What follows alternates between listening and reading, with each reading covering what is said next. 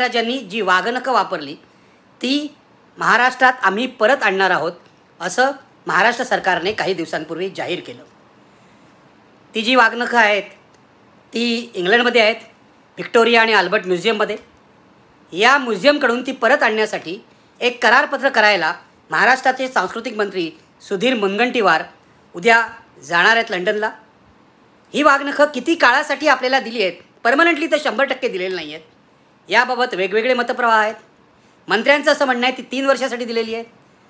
पूर्वी काही जण असं म्हणत होते ती 1 वर्षासाठीच दिलेली आहे।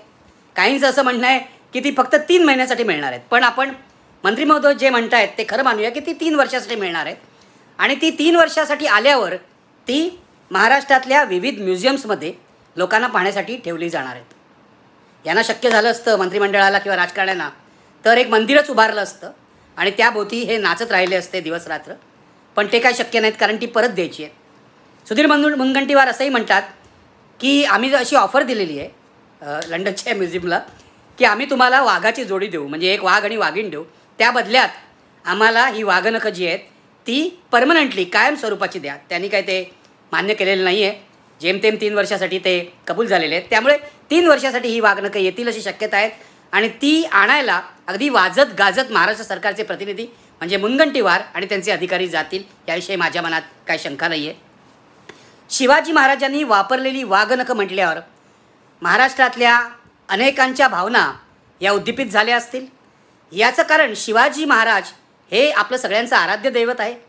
त्यांच्याशी संबंधित कोणतीही गोष्ट असली तरी त्याविषयी महाराष्ट्राला खूप जास्त इंटरेस्ट असतो, उत्सुकता असते आणि ते महाराष्ट्राचं दैवत असल्यामुळे अशा प्रकारे वाघनखं येणार असतील तर तमाम जनता ती बघायला लोटणार याविषयी काही शंका नाही आहे।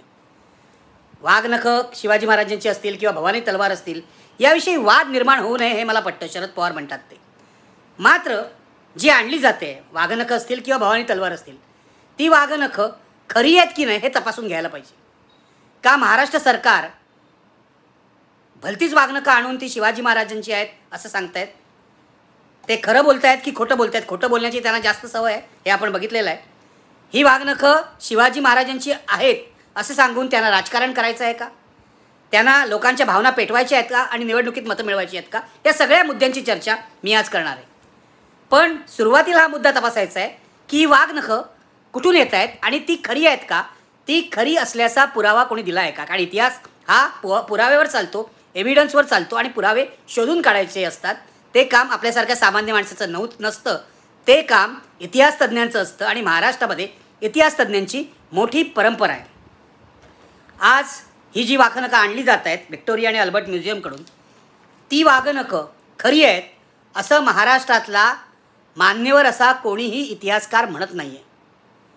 म्हणजे शिवचरित्रकार आहेत गजानन मेहेंदळे यांनी तर महाराष्ट्र सरकार खोटं बोलतं आहे, खोटेपणा करतं आहे असं म्हटलेलं आहे। दुसरे इतिहासकार आहेत इंद्रजित सावंत कोल्हापूरचे, तेही अनेक वर्ष मराठा इतिहासाचं काम करत आहेत। त्यांनी भवानी तलवारीवर एक पुस्तकही लिहिलं आहे। तेही म्हणत आहेत ही वाघनखं जी आहेत ती शिवाजी महाराजांनी वापरलेली नाहीत।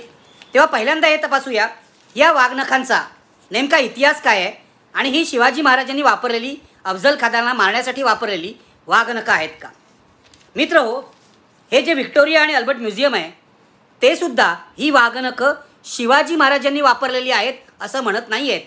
ते असं कुठेही निवेदन करत नाहीत। किंबहुना त्यांनी वाघनखांच्या इथे जो बोर्ड लावलेला होता त्यावर सुद्धा सिमिलर टू शिवाजी महाराज म्हणजे शिवाजी महाराजांनी वापरलेल्या वाघनखांसारखी वाघनखं आहेत असं म्हटलेलं होतं। त्यामुळे ही वाघनखं शिवाजी महाराजांनी वापरलेली आहेत याची खात्री स्वतः म्युझियमसुद्धा देत नाही आहे।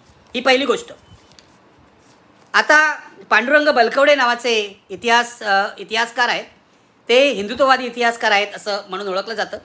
ते बाबासाहेब पुरंदरेंच्या पण जवळ होते। ते काय म्हणतात बघा, एक तर हे म्युझियम असं सांगतं की दुसऱ्या बाजीरावाने इंग्रजांपुढे शरणागती पत्करली आणि ती शरणागती पत्करल्यानंतर ही शिवाजी महाराजांची वाघनखं त्याने जेम्स ग्रँड डफ हा जो इंग्रजांचा अधिकारी होता त्याला भेट म्हणून दिली।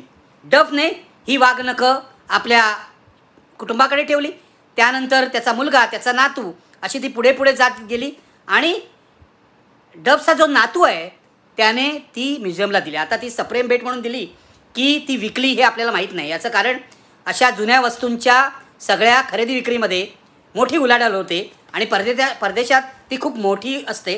भारतीयांना अजून त्याचं महत्त्व कळत नाही. कदाचित त्यांनी विकलीही असतील, कदाचित सप्रेम भेट दिलेली असतील. पण हे जे म्युझियम म्हणतं आहे की दुसऱ्या बाजीरावाने ग्रँड डफला ही वाघनखं दिली, हे पांडुरंग बलकवडे हे हिंदुत्ववादी इतिहासकार खोडून काढत आहेत. ते असं म्हणतात की 1818मध्ये हा दुसरा बाजीराव, जो मुळामध्ये बदनाम आहे पळपुटा म्हणून, या दुसऱ्या बाजीरावाने कानपूरजवळ बिथूरला पळ काढला, पळून गेला अक्षरशः तो ब्रिटिशांना घाबरून. त्यानंतर ब्रिटिश इंडियाने पेशवाई आपल्या ताब्यात घेतली, खालसा केली आणि आपल्या वतीने साताऱ्याच्या गादीवर, साताऱ्याची जी छत्रपतींची गादी होती त्या गादीवर प्रतापसिंग महाराजांना बसवलं. प्रतापसिंग महाराज हे इंग्रजांचे प्रतिनिधी म्हणूनच होते, इंग्रजांच्या हातातलं बावलं होतं, हे आपल्याला विसरता कामा नये. आता 1818ला हा बाजीराव पळाला आणि त्याच काळामध्ये 1818 ते 1823 या 5 वर्षामध्ये ग्रँड डफ हा जो आहे, जेम्स ग्रँड डफ, हा ब्रिटिशांचा एजंट म्हणून भारतामध्ये काम करत होता. ही वाघनखं दुसऱ्या बाजीरावाने डफला दिली नाहीत, तर ती प्रतापसिंग महाराजांनी या डफला दिलेली दिसतात, असं पांडुरंग बलकवडे म्हणतात. आता प्रतापसिंग महाराजांकडे जी वाघनखं आहेत ती शिवाजी महाराजांनी वापरलेली आहेत की नाही याची खात्री कोणी देऊ शकत नाही. पुढचा इतिहास असा आहे की या प्रतापसिंग महाराजांच्या त्या सगळ्या संपत्तीमध्ये किंवा त्यांच्या पदरी अशी 2-3 वाघनखं होती. तुम्ही काल वैभव पुरंदरे यांनी एक उत्तम आर्टिकल टाइम्स ऑफ इंडियाला लिहिलेलं आहे, अर्धा पान आर्टिकल आहे, ते वाचा. अतिशय उत्तम आर्टिकल आहे, त्यामध्ये अनेकांचे कोट्स आहेत, इतिहास चांगला सांगितलेला आहे, ते मूळ जाऊन तुम्ही वाचा. वैभव पुरंदरेंनी असं म्हटलेलं आहे की ही 2-3 वाघनखं जी होती ती कळली कशी, तर लॉर्ड फॉकलंड नावाचा एक ब्रिटिश अधिकारी होता, ज्याच्या नावाने मुंबईमध्ये फॉकलंड रोडसुद्धा आहे. त्याचं मूळ नाव होतं लुसियस कॅरी. हा गव्हर्नर होता मुंबईचा 1848 ते 1853मध्ये. त्याची बायको होती विस्काउंटेस कॅरी. ही साताऱ्याला गेली होती, साताऱ्याच्या राजघराण्याला भेट द्यायला.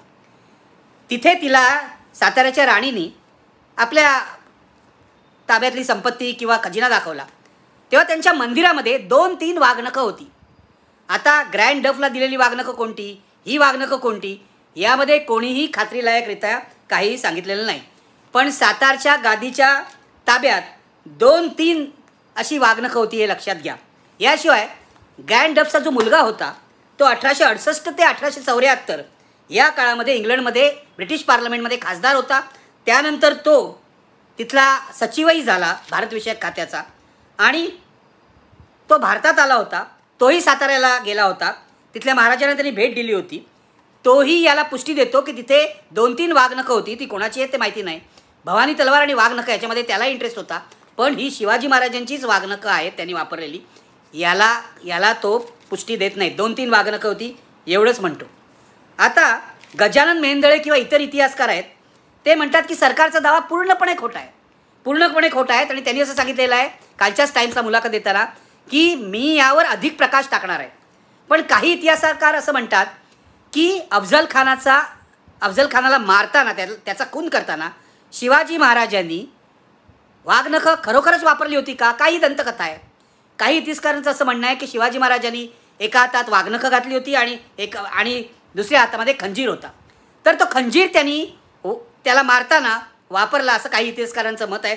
यावर वादविवाद आहेत. वाघनखं वापरली की नाही हाही प्रश्न आहे, हे मी तुम्हाला सांगतोय. म्हणजे वाघनखाबाबत किती वाद आहेत हे तुम्ही बघून घ्या. त्यामुळे खात्री न करता ही वाघनखं महाराष्ट्र सरकार आणतंय असं बहुसंख्य इतिहासकारांचं मत आहे. हे इंद्रजित सावंत यांनी स्पष्ट सांगितलेलं आहे की त्यांनीही म्हटलं आहे की ग्रँड डफला ही प्रतापसिंग महाराजांनी वाघनखं दिलेली आहेत, ती शिवाजी महाराजांची असण्याची शक्यता नाही. त्यांच्या नातवाने ती म्युझियमला विकली, मगाशी मी जे सांगितलं त्या, असं इंद्रजित सावंत म्हणतात. आणि ते असंही म्हणतात की प्रतापसिंग महाराजांनी अशीच वाघनखं मुंबईचा गव्हर्नर एल्फिस्टन यालासुद्धा दिली. एल्फिस्टन रोड स्टेशन आहे आपल्याकडे, हे लक्षात घ्या, ते याच एल्फिस्टनच्या नावाने होतं. अशी वाघनखं प्रतापसिंग महाराजांनी या एल्फिस्टनलाही भेट दिली होती. आणि त्या काळात अनेकांकडे वाघनखं होती. वाघनखं ठेवणं हे शौर्याचं लक्षण मानलं जात होतं. काही जण त्या वाघनखांना शार्दूल नखं असंही म्हणत होते. कोंडाजी फर्जंद जो आहे, कोंडाजी फर्जंद ज्यांनी पन्हाळा काबीज केला, त्याने सुद्धा वाघनखं वापरली होती. आणि शाहू महाराजांच्या दरबारीसुद्धा ही वागणुकं अशीच वागणुकं होती, ही नाही अशीच वागणुकं होती. आणि त्यांच्या दरबारात जो ब्रिटिश अधिकारी होता फ्रेझर, त्याला त्यांनी ती भेट दिली होती. म्हणजे वागणकांच्या किती भेटी झाल्या आहेत बघा. गंमत अशी आहे, महाराष्ट्र सरकारला या इतिहासाची काही कर्तव्य नाही.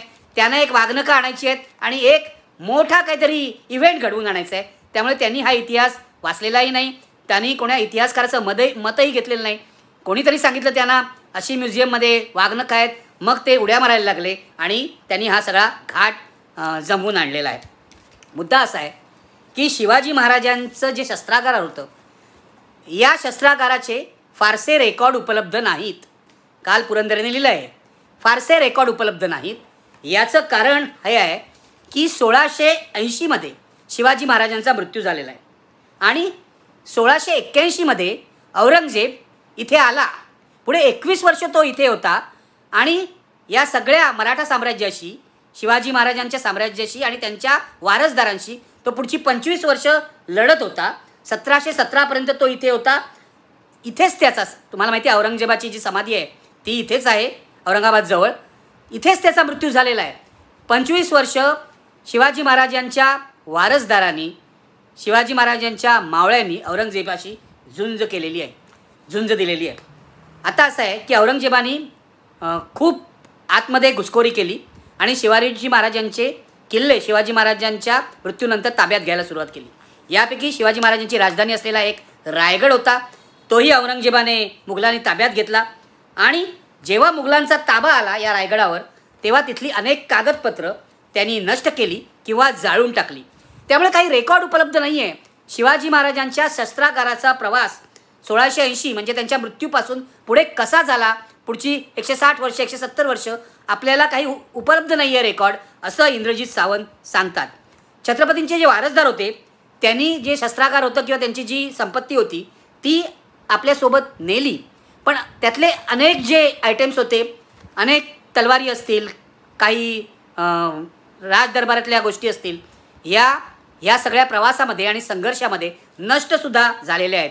त्यामुळे ही जी वागणकं सांगतायत ती वागणकं शिवाजी महाराजांची आहेत का, ती कशी नष्ट झाली नाहीत, ती कोणाकडे होती, याचा काहीही पुरावा उपलब्ध नाही. हे दुर्दैवी आहे की शिवाजी महाराजांच्या मृत्यूनंतर औरंगजेबाबरोबर जो संघर्ष झाला त्यानंतर कोणतंच दप्तर फारसं सापडू नये आणि इतिहास संशोधकांनासुद्धा गोंधळात पडायला लावणारा हा सगळा काळ आहे. हे फार दुर्दैवी आहे, पण हे सत्य आहे, हे लक्षात घ्या. हे सत्य स्वीकारून आपल्याला पुढे जायला पाहिजे. शिवाजी महाराजांची वागणकं जर आली महाराष्ट्रामध्ये, मुंबईमध्ये, तर बघायला मी सुद्धा जाईल. शिवाजी महाराजांविषयी मला आदरच आहे, पण शिवाजी महाराजांच्या नावाने फसवणूक करणाऱ्या राजकारण्यांची मला घृणा येते. हे जे सरकार आहे ते शिवाजी महाराजांच्या नावाखाली फसवणूक करते. जी वागणकं शिवाजी महाराजांची आहेत की नाहीत हे आपल्याला काही माहीत नाही. ती वागणकं त्यांचीच आहेत असं सांगून फसवणूक आहे, चिटिंग आहे. माझं असं म्हणणं आहे, असं करणाऱ्या सरकारविरुद्ध 420 कलमाखाली फसवणुकीचा गुन्हा दाखल केला पाहिजे. अगदी याचं कारण जनतेची फसवणूक करण्याचा त्यांना अधिकार नाही.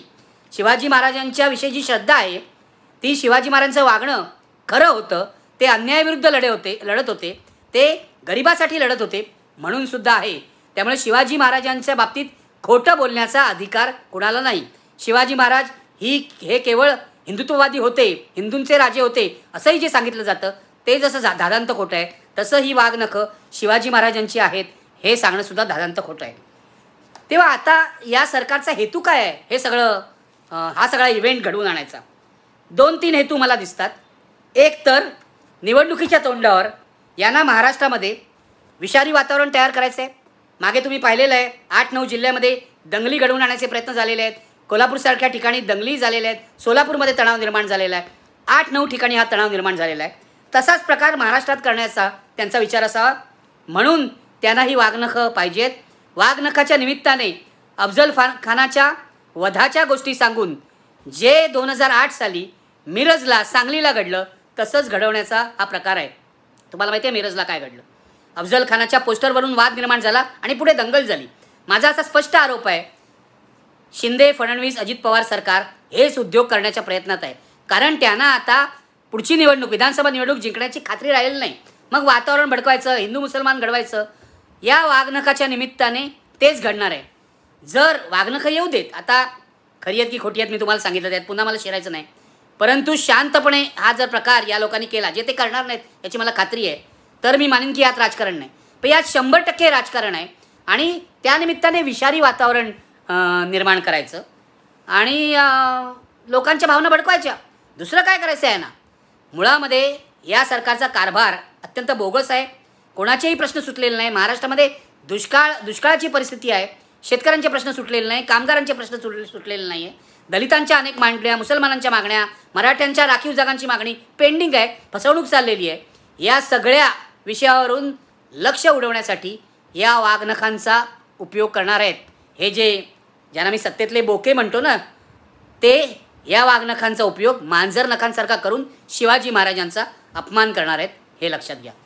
तेव्हा तुम्हाला सावध करायला मी आजचा हा कार्यक्रम करतो आहे. इतिहास वाचा आणि जे विश्वासार्ह इतिहासकार आहेत, म्हणजे इंद्रजित सावंत असतील किंवा आणखीन कुणी असतील, पूर्वी यदी फडके होते, गजानन मेहेंदळेंनी जे शिवचरित्र लिहिलेलं आहे तेही लोकप्रिय झालेलं आहे, त्यांचं वाचा आणि मग हे काय का सांगतात हे ताडून बघा. एकदम आली वाघनखं म्हणून पळू नका. ती वाघनखं दुसऱ्याचीही असू शकतात. शिवाजी महाराजांच्या नावाखाली हे फक्त खपवत आहेत. जनतेला सावध करणं हे पत्रकार म्हणून माझं कर्तव्य आहे. महाराष्ट्र सरकार जर लोकांना फसवत असेल आणि जनतेच्या पैशाची उधळपट्टी होत असेल, या सगळ्यांना जाणार आहे त्याला पुन्हा सुधीर मुनगंटीवार इंग्लंडला, ते आपला लवाजमा घेऊन जाणार. ते काय खिशातले पैसे खर्च नाही करत. परवा मी म्हटल्याप्रमाणे ते आपलेच पैसे खर्च करतात. करातून जे जमवलेले पैसे आहेत ते खर्च करतात. त्याचा राजकीय उपयोग आता करणार आहेत वाघनखाच्या निमित्ताने. म्हणून मला असं वाटतं पुढच्या वेळेला निवडणुकीत यांना मतं देताना ही यांची फसवेगिरी बरोबर लक्षात ठेवा. तेव्हाही वाघनखं आठवा आणि आपली वाघनखं तयार ठेवा, मतदाराची लोकशाहीची वाघनखं, आणि यांना धडा शिकवा. आज इथेच थांबतोय. सबस्क्राईब करायला विसरू नका.